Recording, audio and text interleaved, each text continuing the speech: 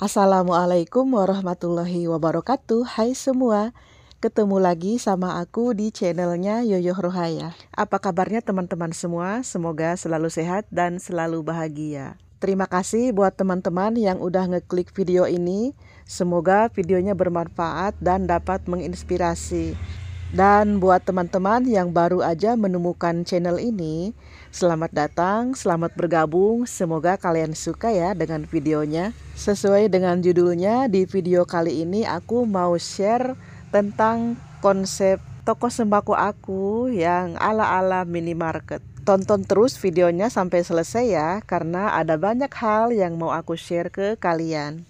Seiring perkembangan zaman dan makin menjamurnya minimarket, bahkan sampai ke pelosok desa. Tentunya teman-teman semuanya tahu ya, bagaimana antusiasme masyarakat menyambut kehadiran minimarket ini. Hal ini sedikit banyak berpengaruh pada perkembangan toko sembako kita ya teman-teman. Dan aku di sini membahas tentang minimarket bukan dengan tujuan yang buruk ya, bukan dengan tujuan yang tidak baik, tapi aku berusaha membahas tentang minimarket ini dari sudut pandang aku sebagai seorang pelaku usaha toko sembako yang merasa perlu untuk berbenah diri, memperbaiki toko kita sendiri, memperbaiki pelayanan kita, memperbaiki sistem yang ada di toko kita. Seperti itu ya teman-teman. Dan sejak itu aku mulai rajin ya mengamati dengan membeli sesuatu ke minimarket sambil ngeliatin bagaimana caranya mereka mendisplay barang, bagaimana caranya menata-nata susunan barangnya, bagaimana caranya mereka melayani pembeli, bagaimana caranya mereka melakukan transaksi. Semuanya aku pelajari dengan secara diam-diam ya teman-teman. Takut kalau ketahuan dan aku nanti jadi malu. Setelah sekian lama mengamati, aku mulai membuat sebuah rancangan bagaimana aku akan mengatur toko aku sedemikian rupa sehingga mirip-mirip dengan minimarket. Ya walaupun mungkin nggak bisa plek-ketiplek seperti minimarket betulan ya. Tapi setidaknya ada beberapa hal penting yang bisa aku terapkan di toko sembako milikku. Seperti itu ya teman-teman.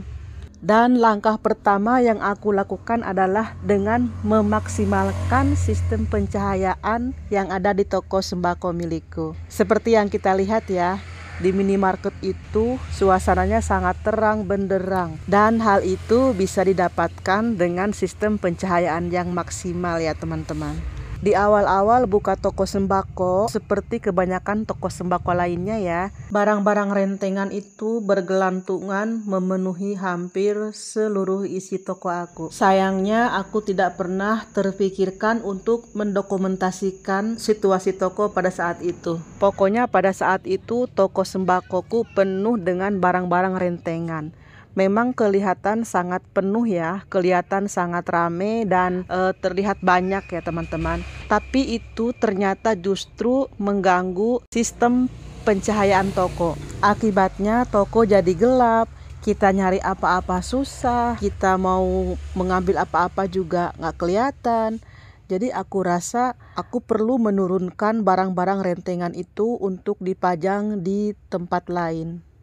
Disitulah aku mulai memilih dan memilah barang-barang rentengan yang mana aja yang mau dilipat dan yang mana aja yang mau dipajang dengan cara digantung. Dengan mempertimbangkan tempatnya, bagaimana caranya supaya tidak mengganggu orang yang lalu lalang di toko aku ya teman-teman. Dan aku memilih untuk menggantung barang-barang itu di sisi dekat tembok ya, jadi tidak mengganggu orang yang lewat. Sementara untuk barang-barang rentengan yang bisa dilipat, aku lipat dan aku pajang di rak-rak yang sudah aku sediakan. Langkah berikutnya aku memindahkan kue-kue atau snack-snack pak-pakan yang semula aku pajang di atas etalase. Sekarang aku pindahkan ke rak yang aku buat dari kayu, menyerupai rak gondola seperti yang ada di minimarket, sehingga pembeli bisa dengan mudah memilih dan mengambilnya. Langkah selanjutnya, aku membuka dan mengeluarkan sikat gigi dari boxnya memotong barang-barang yang lembaran seperti kerokan jenggot, lalu aku pajang di cantelan-cantelan yang udah aku sediakan. Udah mirip minimarket kan? Berikutnya aku mulai mempelajari sistem transaksi yang biasa dilakukan di minimarket. Dengan pengalaman yang minim, aku nekat merubah sistem transaksi dari manual ke sistem komputer. Awalnya aku mencari-cari informasi lewat internet dan aku juga bertanya-tanya ke orang-orang yang sekiranya tahu tentang transaksi lewat sistem komputer.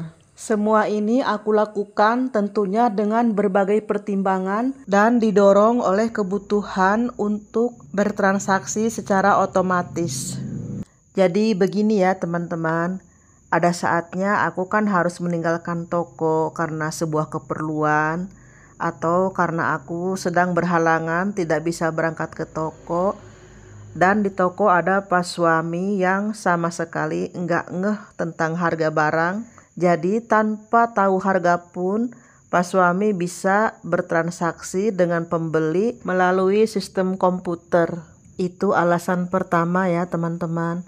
Lalu ada alasan kedua, yaitu ketika ada seseorang atau sekelompok orang yang berbelanja untuk keperluan sebuah organisasi atau sebuah instansi dan mereka membutuhkan struk pembayaran untuk disetorkan kepada atasannya, maka dengan sistem komputer ini sangat memungkinkan untuk hal itu. Alasan yang lainnya adalah untuk mempersingkat transaksi atau membuat nota belanjaan bagi reseller yang berbelanja ke toko kita.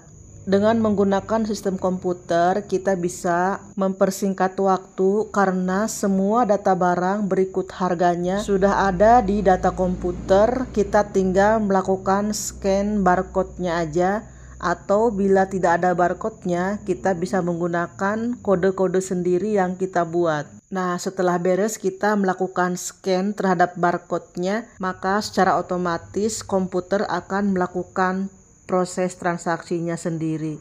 Dan kita tinggal menunggu struknya keluar aja. Dan karena tokoku ini semi grosir, maka aku tidak hanya melayani para reseller, tapi juga melayani mereka yang berbelanja eceran. Seperti prinsip orang yang sedang mencari ikan, tidak ada orang yang mencari ikan hanya untuk mendapatkan ikan tertentu saja. Seperti contoh, seseorang mau mencari ikan khusus lele aja atau khusus ikan gabus aja, tidak ada ya teman-teman.